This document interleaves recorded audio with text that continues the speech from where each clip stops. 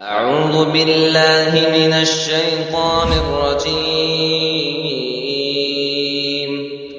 بسم الله الرحمن الرحيم. رب اشرح لي صدري ويسر لي امري واحلل عقدة من لساني يفقهوا قولي رب زدني علما. جمعہ کی نماز میں یعنی جمعہ کی نماز سے پہلے جو خطبہ ہوا اور اس کے بعد بھی اعلان ہوا کہ حج سے متعلق جو احکامات اور مسائل بیان کیے جاتے ہیں ان میں سب سے اہم یہ ہے کہ ہم یہ جانیں کہ وہ کون سے اعمال ہیں جن سے حج خراب ہوتا ہے، وہ کون سے اعمال ہیں جن سے حج میں کمی ہوتی ہے، وہ کون سے اعمال ہیں جس میں سنت کی مخالفت ہوتی ہے. اور یہ بھی جاننا ضروری ہے انسانی شکل میں کچھ بھیڑیے مینا مزدلفہ عرفات میں گھومتے ہیں. حج کے ایام میں ایمان کے لوٹنے والے لٹیرے بھی ہوتے ہیں.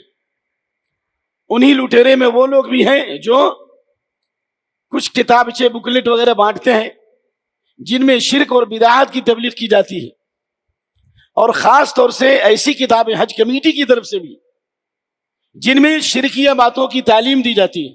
یہ کوئی سنی ہوئی بات نہیں، یہ خود دیکھی ہوئی بات ہے کہ مکے میں حج کرتے ہیں، اب مدینہ جا کر اپنے حج کو برباد کرتے ہیں.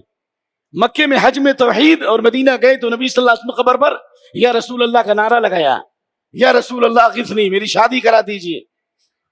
تو ایسے بہت سے واقعات اس غریب کے ساتھ گزرے ہیں مدینے میں، کیونکہ میں نے 5 سال گزارا ہے اور بہت ساری مخالفتوں کا سامنا کرنا پڑا ہے. بلکہ کہیں کہیں تو ایسا بھی ہوا ہے کہ بعض لوگوں کو میں نے مدینے میں شرک کرتے ہوئے دیکھا، یا رسول اللہ شرک کرتے ہوئے دیکھا، تو وہ روتے ہوئے زار و قطار رونے لگے. کہا کہ واللہ اللہ نے آپ کو بھیجا یہاں پر، ابھی جیسے میں نے شرکیہ کلمہ کہا یا رسول اللہ میری مراد سن لیجئے، میری فلاں پریشانی کو دور کر دی، جبکہ اللہ کے علاوہ کسی کو نہیں پکارنا. کہا کہ ریاض الجنہ میں جیسے آنکھ لگی میں نے آگ کا انگارہ دیکھا، واللہ العظیم کہہ رہا ہوں، آگ کا انگارہ دیکھا، اور میں نے جیسے بتایا اس نے توبہ کیا. تو یہ جو حج کمیٹی سے جو کتابیں شائع ہوتی ہیں، یا کچھ بنگالی لوگ جو کتابیں 2 ریال 3 ریال میں جو بیچتے ہیں، یہ ایمان کے لٹیرے ہیں. آپ کے دین کو بھی برباد کرتے ہیں، ایمان کو بھی برباد کرتے ہیں، آپ کے پیسوں کو بھی برباد کرتے ہیں، آپ کے حج کو بھی برباد کرتے ہیں. اس لیے ڈاکٹر کا کام انجینئر، اور انجینئر کا کام ڈاکٹر نہیں کر سکتا. سرجن کا کام فزیشین ہے، فزیشین کا کام سرجن نہیں کر سکتا. تو دین اتنا غریب نہیں ہے کہ جو آدمی چاہے جیسی کتابیں بانٹ لے. اس لیے ایمان کو لوٹنے والے جو لوگ ہیں ان سے خبردار کرنے کے لیے یہ چند چیزیں میں نے لکھی ہیں، لیکن کتاب سے نہیں لکھی. میں نے 15 سال ریاض میں گزارے اور 5 سال مدینے میں گزارے. ان میں اکثر سالوں میں حج کیا ہے. جو میں نے دیکھا ہے وہ میں نے لکھا ہے. سب سے پہلی بات یہ ہے کہ اس سلسلے میں جو مخالفات ہیں ان میں سب سے پہلے نیت کا فساد. لوگ حج کرتے ہیں اللہ کے نام پر، لیکن شہرت اور ناموری کے لیے حج کرتے ہیں، ریا و سما کے لیے حج کرتے ہیں. اور اسی کی شکل یہ ہے کہ لوگ حج کرنے کے لیے جاتے ہیں تو ایک جماعت ان کے ساتھ ہوتی ہے اور ان کے ساتھ جھنڈا ہوتا ہے، نعرہ لگاتے ہیں. میں نے یہ بھی دیکھا ہے، نعرے تکبیر اللہ اکبر، اور ان پر پھولوں کی بارش کی جاتی ہے، ان کو ہار بھی پہنایا جاتا ہے. یہ ہار نہیں ہے، یہ زرار ہے، زرار. یہ چیز نبی صلی اللہ علیہ وسلم صحابہ سے ثابت نہیں ہے. اسی طریقے سے بڑی بڑی دعوتیں کی جاتی ہیں، کل محدثۃ بدعہ. یاد رکھیے ہر بدعت گمراہی ہے. ختنہ کے موقع پر جب دعوت دی گئی، حضرت عثمان بن ابی العاص نے اس دعوت کو رد کر دیا کہ نبی صلی اللہ علیہ وسلم زمانے میں ختنہ ہوتا تھا لیکن دعوت نہیں ہوتی تھی. تو حاجیوں کو جو دعوت دی جاتی ہے یہ بدعت ہے. یا اسی طریقے سے شور لگایا جاتا ہے کہ لمبی جماعت جاتی ہے دور تک رخصت کرنے کے لیے، یہ بھی بدعت ہے. عبداللہ بن مسعود روکا کرتے تھے، یہ کہتے تھے کہ تمہارے لیے فتنہ ہے، تمہارے لیے ذلت ہے اور ہمارے لیے فتنہ ہے. عبداللہ بن مسعود جب ان کو کوئی رخصت کرنے جاتا تو منع کرتے تھے کہ نہیں. تو جب صحابی اتنے بڑے علم اور فضل کے مقام پر ہیں، جب انہوں نے اس کو پسند نہیں کیا تو حاجیوں کو رخصت کرنا ایک بڑی جماعت کے ساتھ، کیا یہ ریاکاری دکھاوا نمود نہیں ہے؟ اسی طریقے سے حج کے احکام کو جاہلوں سے سیکھتے ہیں یا نہیں سیکھتے ہیں. کہاں تلبیہ کہنا چاہیے، کیسے نیت باندھنی چاہیے، احرام کیسے پہننا چاہیے، یا موڈا کہاں کھلا رکھنا ہے، یہ علم کی کمی کی وجہ سے. کیوں؟ اس لیے کہ وہ کتابیں صحیح نہیں ملتی. آپ دیکھتے کہ کتنے لوگ موڈا کھول کے نماز پڑھتے ہیں کہ نہیں پڑھتے؟ بھائی نیک جو ہے موڈا کھول کے نماز پڑھتے ہیں، حج صحیح بھی کرتے ہیں، کیسے نماز ہوگی؟ تم نے حج کیا کہ اپنے عمل کو برباد کیا. ابن باز کا فتویٰ ہے کہ اللہ کے نبی کی حدیث لا يصلي الرجل في الثوب الواحد ليس على عاتقه من شيء. ایک کپڑے میں بھی اگر کوئی نماز پڑھتا ہے تو موڈا ڈھکا ہونا ضروری ہے. اگر موڈا ڈھاک کے نماز نہیں پڑھے گا اس کی نماز باطل ہے. تو یہ کب ڈھانکنا ہے کب کھولنا ہے یہ ان کتابوں میں ملے گا جو علماء عرب ہیں. شیخ ابن باز کی کتاب، ابن عثیمین کی کتاب، صالح فوزان کی کتاب، ائمہ حرمین کی کتابیں، علماء عرب اہل مکہ ادرا بشام، یا مکہ کے لوگ زیادہ جانتے ہیں. تو اس لیے یہ ہندوستانی کتابوں سے چاہے جتنا بڑا عالم ہو وہ اتنا قابل اعتماد نہیں ہے. آپ کو معلوم ابن حزم کے بارے میں یہ مشہور واقعہ ہے کہ ابن حزم نے حج کے موضوع پر بہت بڑی کتاب لکھی، لیکن جب حج کرنے گئے اور سعی کی انہوں نے تو 7 کے بجائے 14 مرتبہ سعی کی، بلکہ صفا سے مروہ 1، مروہ سے صفا 2، پھر صفا سے مروہ 3، اس طرح سے.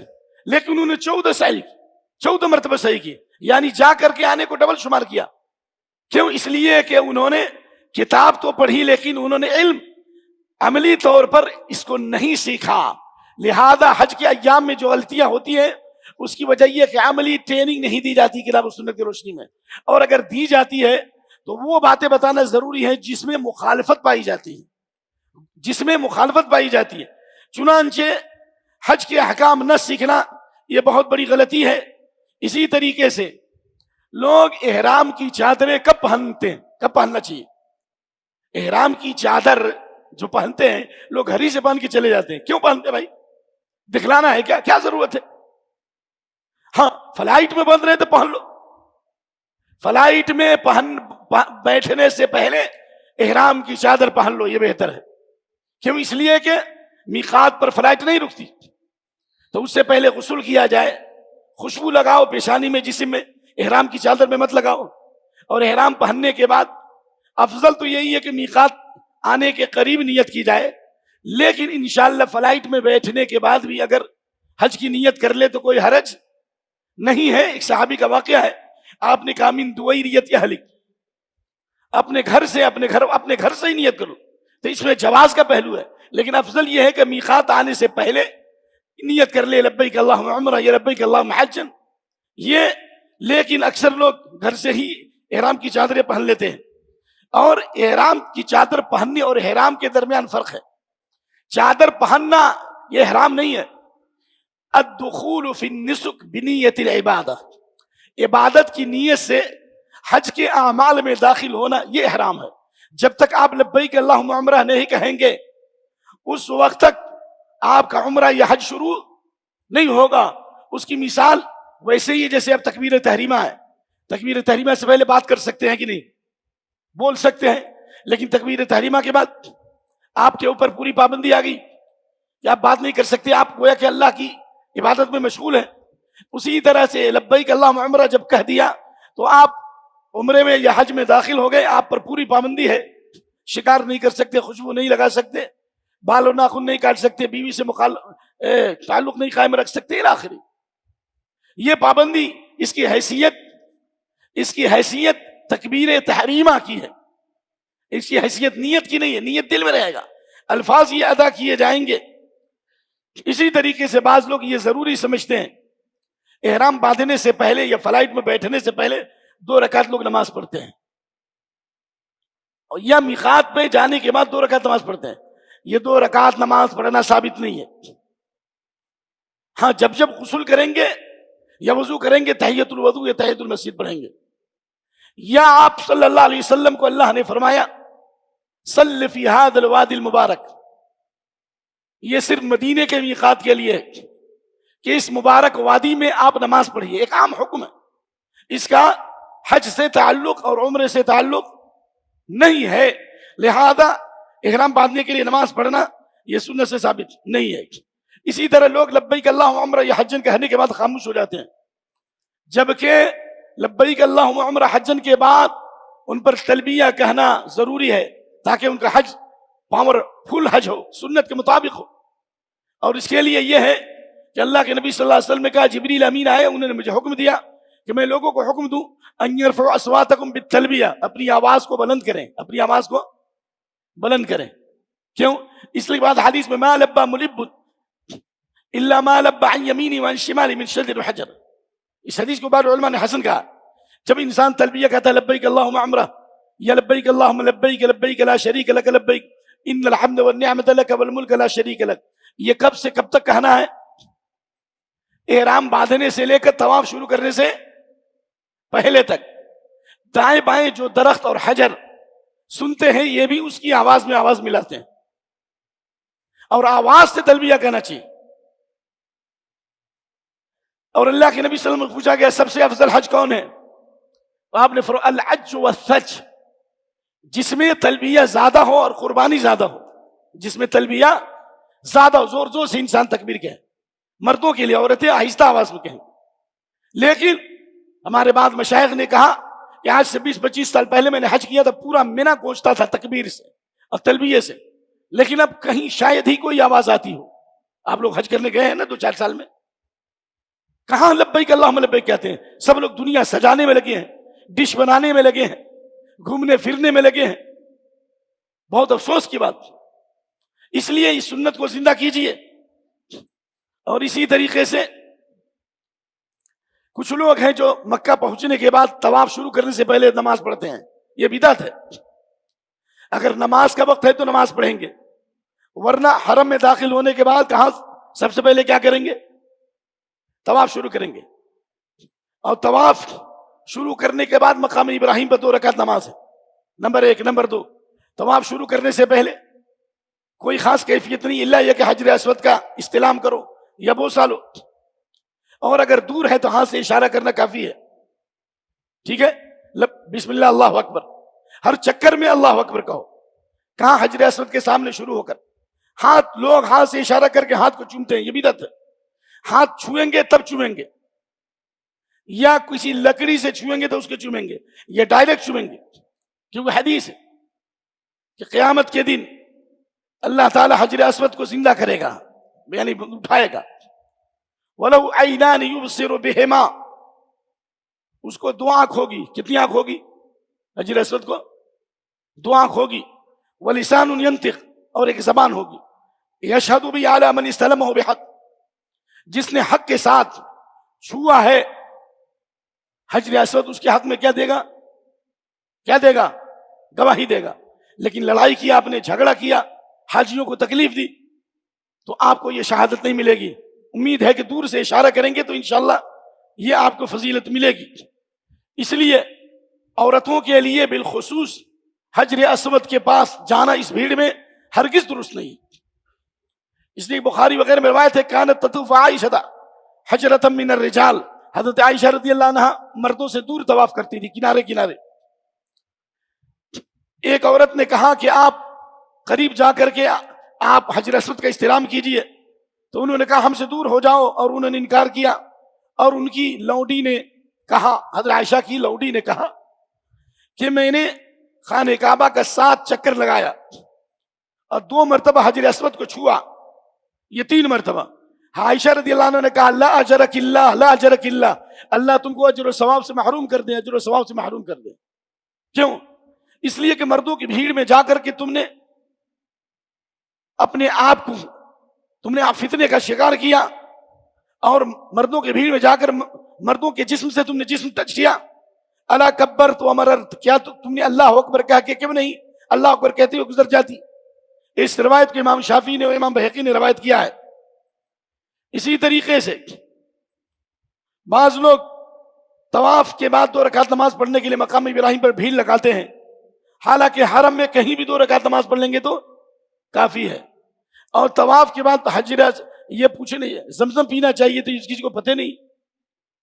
بیننا وبین المنافقین انہم لا یتضلعون من زمزم، منافق آدمی جو ہے نا اس کو بھر پیٹ زیادہ زمزم پینے کی توفیق نہیں ہوتی. مومن ہوگا تو زمزم پیے گا، مزید پیے گا، خوب پیے گا. اس لیے طواف کے بعد اور مقام ابراہیم پہ نماز پڑھنے کے بعد سنت یہی ہے کہ زمزم پیا جائے. اللہ کے نبی صلی اللہ علیہ وسلم نے سر پہ بھی لگایا ہے، آپ جسم کے حصے پہ بھی لگا سکتے ہیں، لہذا یہ چیز بالکل صحیح ہے.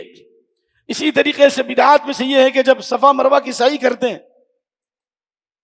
تو سنت تو یہ ہے کہ صفا کے قریب جائے تو ان الصفا والمروہ من شعائر اللہ پڑھنا چاہیے، بس پوری آیت پڑھنا ثابت نہیں ہے. اکثر کتابوں میں نے دیکھا، اکثر کتابوں میں، کیونکہ میں نے اس موضوع پر پڑھنے کی کوشش کی، اکثر کتابوں میں پوری آیت ہے، جبکہ اللہ کے نبی صلی اللہ علیہ وسلم نے صرف پڑھا ان الصفا والمروہ من شعائر اللہ بس. ابدأ بما بدا اللہ بھی، یہ پہلے کہیں گے ابدأ بما بدا اللہ بھی ان الصفا والمروہ من شعائر اللہ، وہ بھی صفا کے پاس پڑھنا ہے، مروہ پہ نہیں پڑھنا. اور اس کے بعد جناب لوگ جب مروہ پر جاتے ہیں ایک ہی جگہ جمع ہو جاتے ہیں، جبکہ مروہ صفا کے بعد جمع ہو جاتے ہیں، حالانکہ اس میں لکھا ہوا اسٹارٹ طواف، بدایت الطواف. کہیں بھی نیچے کھڑے ہوں اوپر کھڑے ہوں، چہرہ جو ہے حرم کی طرف، کعبہ کو دیکھیں، یہ کافی ہے. لیکن میں نے دیکھا ہے کہ لوگ کعبہ کی طرف اشارہ کرتے ہیں صفا مروہ پر، یہ صحیح بدعت ہے. ہم نے دیکھا عربوں کو روکتے ہوئے، یہ صفا اور مروہ پر خانہ کعبہ کی طرف اشارہ کرنا کیا ہے؟ بدعت ہے. اسی طرح طواف کے دوران ہر چکر کی دعا، پہلے چکر کی، دوسرے چکر کی، تیسرے چکر کی، یہ چکر نہیں ہے، یہ دھن چکر ہے. یہ چکر نہیں بلکہ کیا ہے؟ یہ دھن چکر ہے. اور ایسے جاہل، ایسے ایمان کے لٹیرے، یہ شیخ نجدی کی طرح شیطانی لباس پہن کر لوگوں کے حجوں کو برباد کرتے ہیں اور دعا پڑھاتے ہیں زور زور سے. مرد بھی پڑھتے ہیں، عورتیں بھی پڑھتی ہیں. پہلے چکر کی دعا الگ، دوسرے چکر کی، تیسرے چکر کی. یہ سارے اعمال سنت کی مخالفت میں ہیں، حج کو ضائع کرنے والے اعمال ہیں. بس رکن یمانی اور حجر اسود کے بیچ میں ربنا آتنا فی الدنیا حسنہ، بس ٹھیک ہے.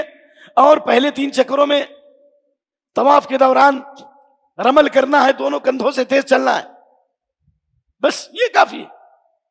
لیکن یہ موڑھا کھولنے کا حکم، پہلا جو طواف ہوگا قدوم، اس میں موڑھے کو کھولنا ہے دائیں طرف. اسی طریقے سے مروہ پہ جانے کے بعد جو دعائیں بتائی گئی کتاب میں، وہ تو لوگوں کو یاد ہی نہیں. اللہ کے نبی نے 3 مرتبہ دعا پڑھی ہے، 3 مرتبہ ہاتھ اٹھا کے دعا کی. اب اتنا وقت نہیں کو بتایا جائے، لیکن سبحان اللہ الحمدللہ اللہ اکبر لا الہ الا اللہ وحدہ لا شریک لہ لا الہ الا اللہ وحدہ انجز وعدہ ونصر عبدہ وحزم الاحزاب وحدہ. کہاں یاد ہے لوگوں کو؟ امتحان لو، سیکھتے ہی نہیں لوگ. اسی طریقے سے صفا اور مروہ کے بیچ میں جو گرین لائٹ ہے، وہاں مردوں کے لیے دوڑنا جو ہے سنت اور مستحب ہے، عورتوں کے لیے درست نہیں ہے، منع ہے حدیث میں. لہذا اور صفا اور مروہ کے بیچ میں کوئی دعا مخصوص نہیں ہے.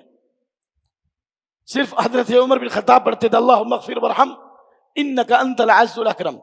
جو دعا صفا میں پڑھی ہے وہی مروہ پر پڑھیں گے کعبہ کی طرف متوجہ ہو کر، اور ہاتھ اٹھا کر. اللہ کے نبی نے صفا پر 3 مرتبہ دعا کی ہر چکر میں، مروہ پر بھی ہاتھ اٹھا کر 3 مرتبہ دعا کی.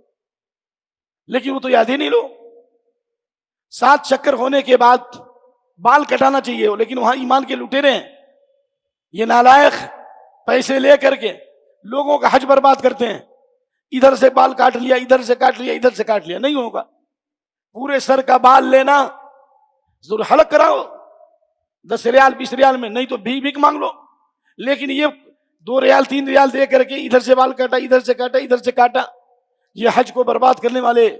پورے سر سے بال لینا ضروری ہے. اور عورت کے لیے صرف یہ ہے نا، یہ قدر الانملہ، یعنی اس کے برابر چوٹی سے بال کاٹ لیا جائے، بس اتنا ہی کافی ہے. اور بعض لوگ کیا کرتے ہیں، صحیح طواف کر لیا، صحیح سے پہلے ہی احرام اتار دیتے ہیں. تو اگر آپ نے جان بوجھ کے کیا اور علم میں کمی کی ہے تو دم دینا پڑے گا.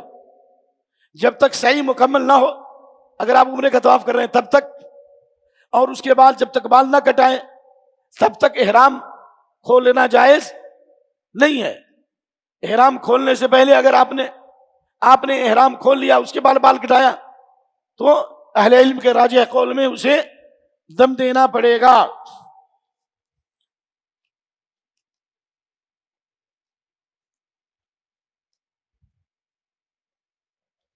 اسی طریقے سے 8ویں تاریخ کو اکثر لوگ جب مینا جاتے ہیں تو کعبہ میں آ کر طواف کرتے ہیں، یہ بدعت ہے۔ اللہ کے نبی صلی اللہ علیہ وسلم ابتح میں رکے تھے، ابتح میں، وہیں سے آپ مینا چلے گئے 8ویں تاریخ کو سورج نکلنے کے بعد، لیکن حجاج کی بھیڑ کی وجہ سے لوگ رات ہی میں لے جاتے ہیں، تو اس کے لیے جو تمتع کرنے والے جو دوبارہ احرام باندھتے ہیں ان کے لیے خانہ کعبہ آنا ثابت نہیں، بلکہ جہاں وہیں سے احرام باندھے۔ اگر وہ طواف کرتا ہے مینا جانے کے لیے تو بدعت ہے، یہ علم کی کمی ہے۔ یا اسی طریقے سے لوگ مینا میں جو ٹھہرنا ہے پہلے 8ویں تاریخ کو، یا اسی طریقے سے 10 11 12 13 جو ہے یہ 3 راتیں ہیں نا، یہ 2 راتیں، تو لوگ مینا کو چھوڑ کر کے مزدلفہ میں رات گزارتے ہیں یا عزیزیہ میں رات گزارتے ہیں، یہ درست نہیں ہے۔ الا یہ کہ خیمے ڈائریکٹ مینا کے خیمے مزدلفہ تک پہنچ جائیں جیسے آج کل حالات ہیں، یا مینا کے خیمے عزیزیہ تک پہنچ جائیں، یا ابن باز رحمۃ اللہ علیہ کا فتویٰ ہے اگر مینا میں واقعتاً جگہ نہ مل سکی، ایسی مجبوری میں اگر کوئی عزیزیہ میں ٹھہرتا ہے تو انشاءاللہ کوئی حرج نہیں ہے۔ پھر بھی اہل علم کہتے ہیں کہ اسے چاہیے کہ 2-4 گھنٹہ مینا کے حدود میں جا کر کے رات گزارے، ٹھیک ہے نا۔ 8ویں تاریخ کو جو رکتے ہیں یہ واجب نہیں، مستحب ہے، لیکن ایام تشریق جو ہے کہ جو راتیں ہیں 11 12 یہ 13 کو رکتے ہیں، تو یہ مینا کے اندر رات گزارنا ہے۔ لیکن بعض لوگ مینا سے باہر مزدلفہ چلے جاتے ہیں، تو اگر خیمہ مزدلفہ تک ہے تو کوئی حرج نہیں، آپ مینا کی نیت سے مینا کی نیت سے رات گزارے، اور جب مزدلفہ کے ایام ہے تو وہاں مزدلفہ کی نیت سے وہاں پر خیمے میں رہ جائیں تو کوئی حرج نہیں ہے۔ اسی طرح بعض مخالفات میں کہ لوگ عرفات میں جو حدود عرفات ہے وہاں پہ نہیں جاتے، ان کو پتہ نہیں ہے، حالانکہ جگہ جگہ بورڈ لگے ہیں، عرفات سے باہر حدود حرم میں رہتے ہیں، عرفات کے حدود میں نہیں جاتے، اور اللہ کے نبی نے فرمایا الحج عرفہ، عرفہ ہی حج ہے، ان کا حج مکمل نہیں ہوگا، حج ہی نہیں ہوگا، کیا ہوگا؟ حج ہی نہیں ہوگا، بلکہ عرفات کے حدود میں، ہاں سورج نکلنے سے پہلے اللہ کے نبی صلی اللہ علیہ وسلم حدود عرفات سے باہر وادی عرنا میں قیام فرمایا، اور آپ صلی اللہ علیہ وسلم نے خطبہ دیا اور ظہر اور عصر کی نمازیں پڑھی، اس کے بعد عرفات کے حدود میں جا کر کے آپ نے قبلے کا استقبال کر کے دعا کی۔ میں حاجیوں کو ایک مشورہ دیتا ہوں، ہو سکتا ہے یہ آواز جائے گی، کہ جو لوگ خیمے میں نہیں رہنا چاہتے ہیں اگر باہر جانا چاہیں ان کو ایک ایسی جگہ بتاتا ہوں جہاں کوئی بھیڑ نہیں رہتی۔ عرفات میں اتنی بھیڑ ہوتی ہے، لیکن میں جو جگہ بتانے جا رہا ہوں وہاں پر اے سی بھی ملے گی اور بہت سکون اور اطمینان رہے گا۔ وہ کیا ہے؟ مسجد نمیرہ جو بنی ہوئی ہے حدود عرفات میں، مسجد نمیرہ ہے نا، پہلی منزل حدود عرفات سے باہر ہے، اور دوسری منزل جو ہے فرسٹ فلور جو ہے حدود عرفات میں ہے، لہذا ظہر کی نماز کے بعد وہاں چلے جاؤ، کوئی بھیڑ نہیں۔ ہم نے 4-5 سال جو وقت گزارا پورا خالی رہتا تھا، خالی کا مطلب یہ نہیں کہ یعنی آدمی نہیں، یعنی مطلب اطمینان کی جگہ ملتی تھی، حمامات میں بھی جگہ ملتی تھی، ٹھیک ہے، تو یہ آسانی کی راہ ہے، یہ کیجیے۔ لیکن عرفات کے حدود سے باہر لوگ گھومنے میں، پانی تلاشنے میں، ادھر تصویر لگانے میں، کیمرہ مارنے میں اپنے اعمال کو برباد کرتے ہیں۔ اس کی مثال ایسی، دریا نیکی کر دریا میں ڈال۔ اسی طرح سورج غروب ہونے سے پہلے عرفات سے نکلنا جائز نہیں۔ جو عرفات میں رکے گا ظہر سے لے کر سورج کے غروب تک عرفات میں رکنا ضروری ہے، سورج کے غروب سے پہلے اگر نکلتا ہے یہ سنت کی مخالفت کیا۔ ہاں آپ حدود عرفات میں رہیے، گاڑی کے قریب حدود عرفات میں، جیسے سورج غروب ہو جائے گاڑی پہ بیٹھ جائیے۔ اگر سورج غروب ہونے سے پہلے نکل گئے تو آپ کا حج مکمل نہیں ہوا، اجر و ثواب بھی گیا، حج ناقص ہو گیا، دم دینا پڑے گا۔ لیکن جو پہنچا عرفات سورج غروب ہونے کے بعد، کسی وجہ سے رک گیا، عرفات سورج غروب ہونے کے بعد آیا، تو اس کے لیے حدیث ہے رات اور دن کے تھوڑے سے حصے میں بھی سورج نکلنے سے پہلے یعنی فجر سے پہلے تک اگر اس نے رات کا کچھ حصہ بھی پا لیا، یعنی رات کا کچھ حصہ بھی عرفات میں پا لیا، تو اس کا حج مکمل ہو گیا۔ اگر مغرب کے بعد عرفات آیا، تھوڑا حصہ بھی رہ گیا، عشاء کے بعد آیا، فجر سے پہلے بھی آیا، تو اس کا حج مکمل ہے، اس کو دم نہیں دینا پڑے گا۔ لیکن جو وقت پہ پہنچا عرفات میں، ظہر کے پہلے اور مغرب سے پہلے نکل گیا عرفات کے حدود سے تو اس کو دم دینا پڑے گا. فرق سمجھ گئے نا؟ جو پہنچا بعد میں اس کے لیے رخصت ہے، جو پہلے پہنچا اور پہلے نکل گیا اس کا حج ناقص ہے اور اس کو دم دینا پڑے گا.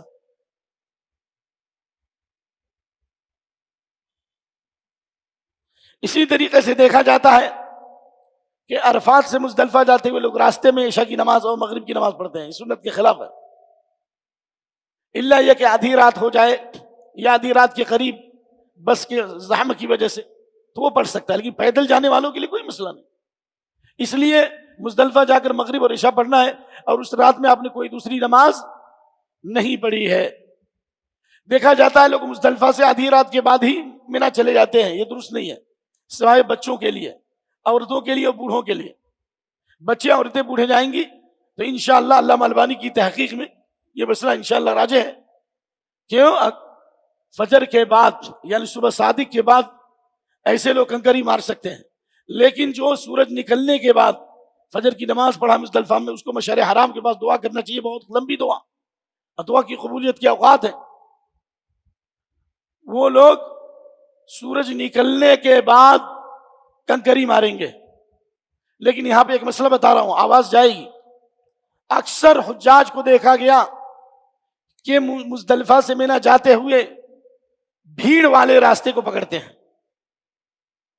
کئی راستے ہیں، اگر بھیڑ والا راستہ جو پیدل چلنے والا راستہ ہے تو بس والا جو راستہ ہے دائیں بائیں آپ اس سے نکلو، بہت آرام سے جاؤ گے. اور غلطی حجاج یہ کرتے ہیں کہ جاتے ہی کنکری مارنے کے لیے چلے جاتے ہیں. کئی دفعہ میری جان بچی ہے، بھیڑ کی وجہ سے خیمہ توڑ توڑ کے ہم لوگ نکلے. اور جو حرم کا ابھی جو حادثہ ہوا مینا کا، جو ایرانیوں نے جو فتنہ برپا کیا اور اس کی وجہ سے ہزاروں جانیں گئیں، عاملہ اللہ بما یستحق.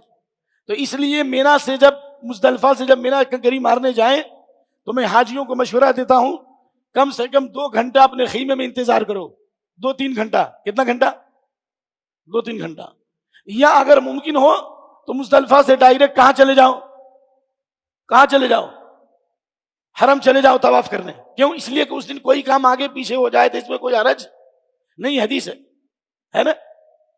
ہم لوگ مینا سے مزدلفہ سے ڈائریکٹ کہاں چلے گئے؟ حرم میں طواف کرنے. کوئی بھیڑ نہیں تھی. اور اس کے بعد تب ٹیلی فون آنا شروع ہو گئے میرے پاس کہ ہزاروں کی تعداد میں لوگ مر گئے اور میری جان بہت مشکل سے بچی ہے، میں ننگا ہو گیا، کپڑا نکل گیا، یہ وہ.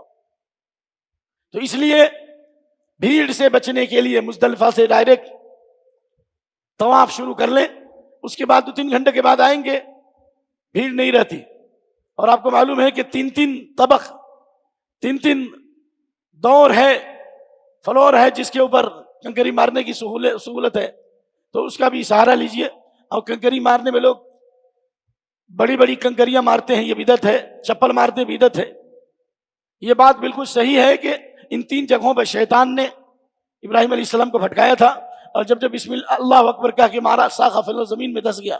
یہ بالکل صحیح ہے، لیکن چنے سے تھوڑا بڑا ہونا چاہیے. اس سے بڑا اگر ہے تو یہ سنت کی مخالفت ہے.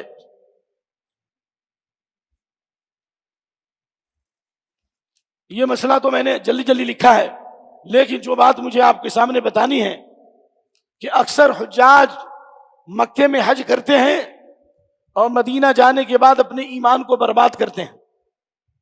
آپ کو معلوم ہے کہ مدینے میں رسول اللہ کی قبر کی زیارت، یہ حج سے اس کا کوئی تعلق نہیں ہے. من حج فلم یزرنی فقط جفانی، جس نے حج کیا اور میری زیارت نہیں کی اس نے بے وفائی کی. یہ حدیث کی کسی بھی مشہور کتاب میں نہیں ہے، نہ احمد، نہ بخاری، نہ مسلم، نہ ابو داؤد، نہ نسائی، نہ ترمذی، نہ ابن ماجہ. حدیث بالکل منکر ہے. نبی صلی اللہ علیہ وسلم قبر کی زیارت کا تعلق حج سے نہیں ہے، اور نبی صلی اللہ علیہ وسلم قبر کی زیارت کی نیت سے سفر کرنا بھی ثابت نہیں ہے. ہاں، نبی صلی اللہ علیہ وسلم کی مسجد کے لیے سفر کیا جائے گا. لا تشد الرحال الا الى 3 مساجد الى آخر الحدیث.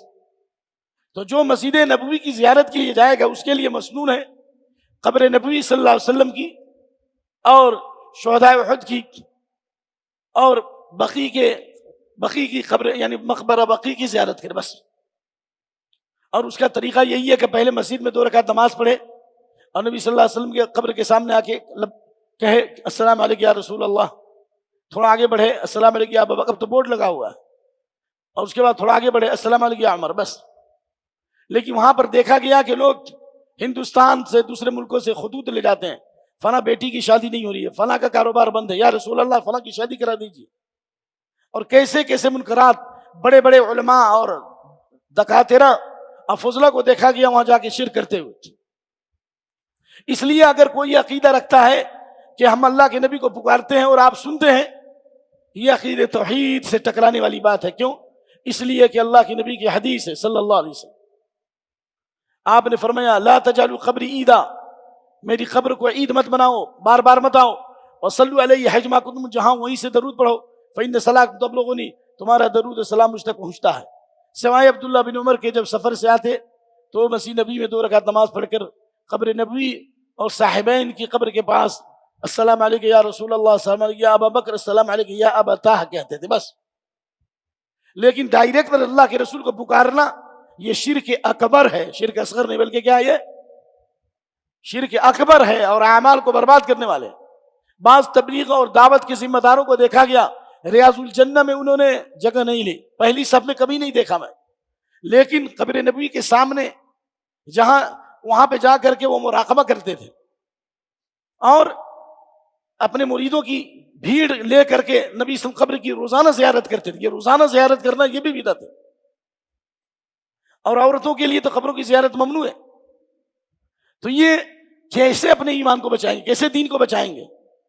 چنانچہ 1994 میں 94 میں جب میں گیا تو دعوت و تبلیغ کے بہت بڑے امام، انہوں نے نہ نبی صلی اللہ علیہ وسلم کی سنت پر عمل کرتے ہوئے ریاض الجنہ میں نماز پڑھی، نہ پہلی صف میں دیکھا گیا، بلکہ روزانہ نبی صلی اللہ علیہ وسلم قبر کے پاس، جبکہ علماء منع کرتے ہیں، وہاں جا کر کے مراقبہ کرتے تھے. اور بہت سے لوگ کہتے تھے کہ اللہ کے نبی صلی اللہ علیہ وسلم کشف ہوتا ہے، الہام ہوتا ہے، ڈائریکٹ آپ ہمارے دلوں پر تصرف فرماتے ہیں، ڈائریکٹ اللہ کے نبی صلی اللہ علیہ وسلم ہمارے دلوں پر نور نازل کرتے. بہت لوگوں سے سنا میں.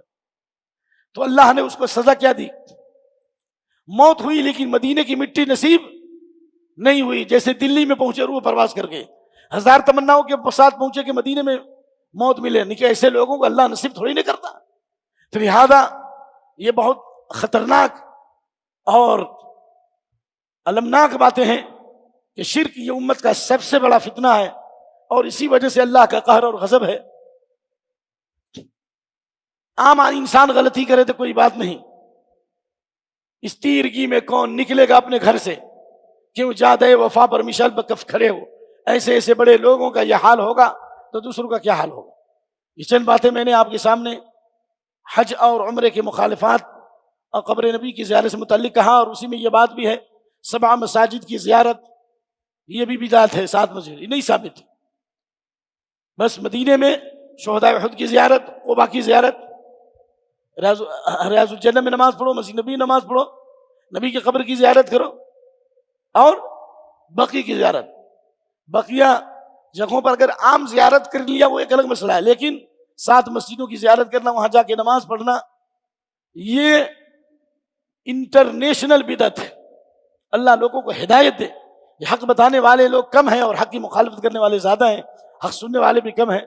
جو کچھ میں نے کہا ہے اللہ سے دعا ہے کہ اللہ قبول فرمائے اور ہمارے اعمال کی اصلاح فرمائے، اور حاجیوں کو اللہ تعالیٰ زیادہ سے زیادہ علم سیکھنے کی اور وہاں دعائیں کرنے کی توفیق نصیب فرمائے. سبحان ربک رب العزت عما یصفون وسلام علی المرسلین والحمد للہ رب العالمین. السلام علیکم ورحمۃ اللہ وبرکاتہ. سوال اگر ہے تو کچھ کر سکتے ہیں، کیونکہ میں ہوں یہیں پر، آج میرا قیام آج یہیں رہے گا مسجد کے اندر، کل سے پروگرام ہے 2 دن. اور اگر جی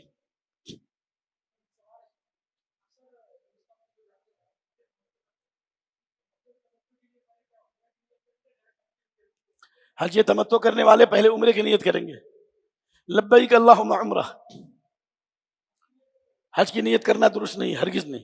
اور اگر نیت کر بھی لیا تو اس کو چاہیے کہ اپنے حج کے احرام کو عمرے میں تبدیل کر لے، نیت پھر بدل لے. ایسا ہوا تھا صحابہ میں، بعض لوگوں نے حج کی نیت کی، بعض نے عمرے کی نیت کی، بعض نے حج عمرے دونوں کی نیت. تو آپ نے فرمایا جو سواری لایا ہے وہ تو اسی طرح سے رہے گا، قران کرے گا. اور جو سواری نہیں لایا ہے آپ نے اس سے کہا کہ تم لوگ اپنے حج کا احرام جو بدل دو تمتع کی طرف. اور آپ نے کہا لولا انی سقت الہدی لحللت، اگر میں جانور نہیں لاتا تو میں بھی حج تمتع کرتا، حلال ہو جاتا. تو حج تمتع میں جا کر کے طواف کرے گا، سعی کرے گا، بال کٹائے گا، احرام ہٹا دے گا، آزاد ہو جائے گا، ہر کچھ حلال، عورت بھی حلال۔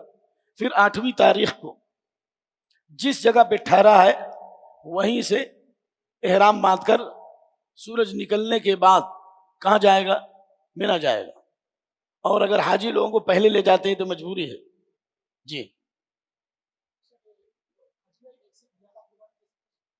حج میں اللہ کے نبی صلی اللہ علیہ وسلم نے 100 قربانی دی، لیکن گھر کی قربانی میں 1 یا 2 دیں، لیکن حج کی قربانی میں جتنا چاہے اتنا دیں، کیونکہ آپ سے پوچھا گیا سب سے افضل حج کیا ہے؟ الحج والثج، الحج والثج۔ الحج کے معنی جس میں تلبیہ زیادہ ہو، الثج معنی جس میں قربانی زیادہ ہو۔ اللہ کے نبی نے 100 قربانی کی تو آپ 4 تو کرو، 5 تو کرو، افضل ہے۔ لیکن گھر والی قربانی 1 جانور کافی ہے پورے گھر والوں کی طرف سے، 1-2 جانور زیادہ کرنا یہ صحابہ کا منہج نہیں تھا، لیکن حج کی قربانی میں آپ سینکڑوں کرو، کوئی حرج نہیں۔ اللہ کے نبی نے 63 اونٹ اپنے ہاتھ سے ذبح کیے اور 37 اونٹ آپ نے حضرت علی کو دی۔ اس سے معلوم یہ ہوا کہ اس میں جتنا چاہے کریں۔ اور حج گھر والی قربانی اگر ہو رہی ہے تو اس قربانی کا حج کی قربانی سے کوئی تعلق نہیں۔ اگر آپ دیکھ رہے ہیں کہ آپ کے گھر پر کوئی آدمی گھر کی قربانی کرنے والا نہیں ہے اور حج کے اندر ہی آپ نے گھر والی قربانی بھی کر دی، یہ بھی جائز ہے۔ آپ نے حجۃ الوداع میں اپنی بیویوں کی طرف سے 1 گائے ذبح کیا، سمجھ میں آ گیا کہ نہیں آیا؟ یعنی گھر والی قربانی حج میں بھی کی جا سکتی، لیکن وہاں کی قربانی یہاں نہیں ہو سکتی، نہیں سمجھا؟ وہاں حرم والی جو قربانی ہے حج والی، وہ گھر پہ نہیں کر سکتی۔ گھر والی قربانی وہاں ہو سکتی ہے، لیکن حرم والی قربانی گھر پہ نہیں ہو سکتی۔ ہدی بالغ الکعبہ۔ جی، یہ دوسری بات یہ ہے کہ حج تمتع میں جب جا کے احرام اتار دیتے ہیں عمرہ کرنے کے بعد، شیخ حج تمتع میں جی، عمرہ کرنے کے بعد احرام اتار کے پھر 8 تاریخ کو احرام باندھتے ہیں نا شیخ، جی، جی، تو اس درمیان جو وقفہ ہوتا ہے، انڈیا سے پہلے جاتے ہیں تو ایک 8-10 دن کا ٹائم ملتا ہے شیخ، تو کیا اس درمیان کیا عمرے کے احکامات رہیں گے یا خالی عام؟ ہاں، اگر آپ حج کے لیے گئے، حج تمتع کر کر آپ کو 15 دن موقع مل گیا، 20 دن موقع مل گیا، حج سے 20 دن 25 دن پہلے پہنچ گئے مکے میں، آپ حج سے 20 دن 25 دن پہلے پہنچ گئے، تو اس دوران عمرہ کرنے کے بعد حلال ہو گئے۔ اگر آپ کو 1 سے زیادہ عمرہ کرنا ہے تو انشاءاللہ اگر میقات جا کر کے، طائف میقات جا کر کے احرام باندھ لیں، کوئی حرج نہیں۔ ایک اسی طریقے سے جدہ کسی دوست احباب سے ملنے آئے، وہاں سے آپ دوبارہ احرام باندھ کے چلے جائیں، کوئی حرج نہیں۔ یہ حضرت انس کی روایت ہے کہ حضرت انس بن مالک مکے میں بہت دن رکتے تھے، بصرہ سے جاتے تھے، سر پہ جب بال آ جاتا عمرہ کر لیتے، پھر سر پہ بال جب آ جاتا پھر دوبارہ حدود حرم سے باہر جا کر کے عمرے کا احرام باندھ کے آ کے عمرہ کرتے تھے۔ انشاءاللہ یہ جائز ہے، لیکن ہر دن عمرہ کرنا، مسجد عائشہ جانا، شیخ صفی الرحمن مبارک پوری سے پوچھا گیا مسجد عائشہ جا کر جو ہر دن عمرہ کرتے ہیں وہ کیسا ہے؟ تو حضرت صفی الرحمن مبارک پوری رحمہ اللہ نے جواب دیا، حضرت عائشہ رضی اللہ عنہ کے ساتھ شرعی عذر تھا، حیض تھا۔ حیض عورتوں کو آتا ہے، مردوں کو نہیں، لیکن جس مرد کو حیض آتا ہے یا جس مرد کو حیض آتا ہے وہ جا کر کے مسجد عائشہ سے احرام باندھے، اور مرد کو حیض نہیں آتا، لہذا روزانہ یا ہر 2-3 دن پہ جا کر کے مسجد عائشہ سے عمرہ کرتے ہیں۔ یہ عمرہ نہیں ہے بلکہ عمرہ کی مخالفت ہے، لوگوں کو تکلیف دینا ہے۔ ان الذین یؤذون المؤمنین والمؤمنات بغیر ما اکتسبوا، ایمان والوں کو تکلیف دینا ہے، ایمان والوں کو تکلیف دینا، آپ بھیڑ لگا رہے ہیں۔ ہاں، اللہ کے نبی صلی اللہ علیہ وسلم نے 4 عمرے میں 3 عمرے آپ نے ذوالقعدہ میں کیے، ایک سفر میں 1 ہی عمرہ کیا، آپ نے بار بار عمرہ نہیں کیا۔ ٹھیک ہے، اگر 1 سے زیادہ عمرہ کرنا ہے تو یہی شکل ہے، اگر اتنا دن رکے کہ سر پہ بال آ جائے، یا بار بار عمرہ کرنا ہے تو تھوڑا ٹھہر کر کے آپ میقات جائیں، یا کسی ضرورت سے طائف جا رہے ہیں، یا کسی ضرورت سے آپ جدہ جا رہے ہیں اپنے دوست احباب سے ملنے، تو وہاں سے آتے وقت احرام باندھ لیں، کوئی حرج نہیں، لیکن افضل نہیں ہے۔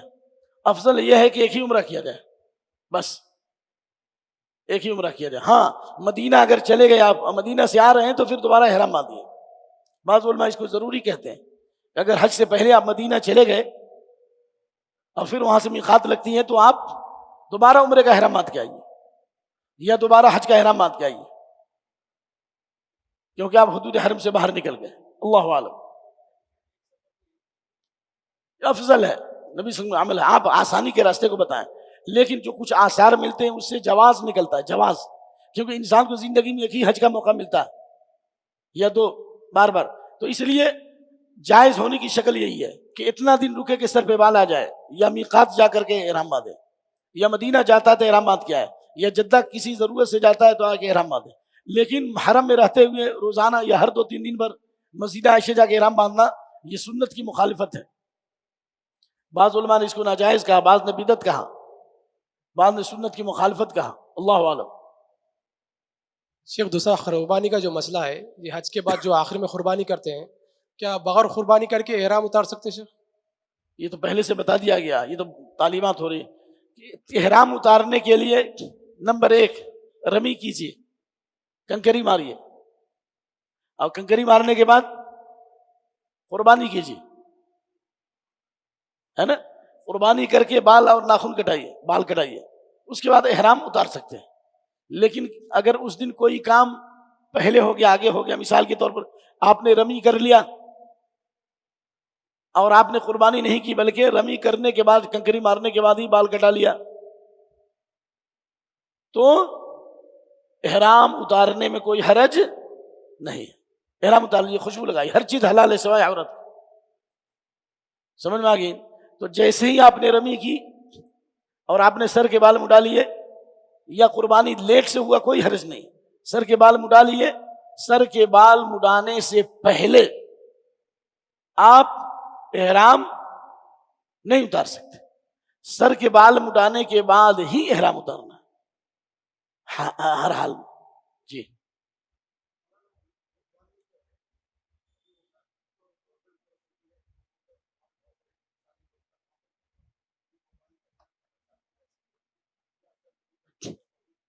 میں تو سمجھتا ہوں کہ اگر اپنے ہاتھ سے قربانی اگر آپ ڈائریکٹ کر رہے ہیں تو افضل ہے، یقیناً افضل ہے۔ یا کوئی ایسا آدمی جو امانت دار ہے اور ذمہ دار ہے اور یہ اپنے ہاتھ سے جا کے قربانی کرتا ہے، پھر گوشت لا کے کھلاتا ہے، تو یہ بہتر ہے۔ فَكُلُوا مِنْهَا وَأَطْعِمُوا، کھاؤ بھی کھلاؤ بھی، افضل ہے۔ لیکن اگر بیمار آدمی ہے، بہت ضعیف ہے، اتنی استطاعت نہیں ہے، اور بینک میں دے دیا تو انشاءاللہ کافی ہو جائے گا، کیونکہ وہ سارے گوشت دنیا کے بہت سے ملکوں میں تقسیم کیے جاتے ہیں، ٹھیک ہے نا؟ انشاءاللہ کوئی حرج نہیں۔ اپنے ہاتھ سے قربانی کرنا افضل ہے، یا کسی کو ذمہ دار بنا دینا۔ لیکن اگر اس کی صلاحیت نہیں ہے تو بینک میں جمع کر دینے میں کوئی حرج نہیں ہے۔ لا یکلف اللہ نفسا الا وسعها، اللہ کسی نفس کو اس کی صلاحیت سے زیادہ تکلیف نہیں دیتا۔ چلیے میرے خیال سے سبحانک اللہم بحمدک، اشہد ان لا الہ الا انت، استغفرک۔